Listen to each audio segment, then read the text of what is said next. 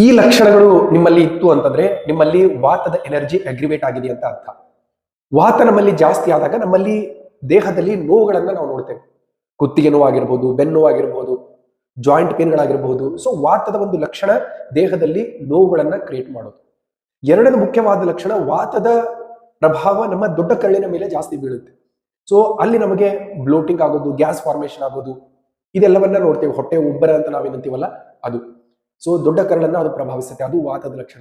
ಇನ್ನು ಮೂರನೇದ್ದು, ವಾತ ಜಾಸ್ತಿ ಪ್ರಭಾವವನ್ನ ಬೀರೋದು ನಮ್ಮ ನರಮಂಡಲವನ್ನ. ಸೊ ನಮ್ಮಲ್ಲಿ ಚಂಚಲತೆ ಜಾಸ್ತಿ ಆಗೋದು, ಮೈಂಡ್ ರೆಸ್ಟ್ಲೆಸ್ ಇರುತ್ತೆ. ತುಂಬಾ ಜನಕ್ಕೆ ಅದರಿಂದ ಆಂಗ್ಸೈಟಿ ಆಗುತ್ತೆ, ಭಯ ಆತಂಕ ಆಗುತ್ತೆ. ಸೊ ವಾತದ ಇವು ಮುಖ್ಯವಾದ ಲಕ್ಷಣಗಳು.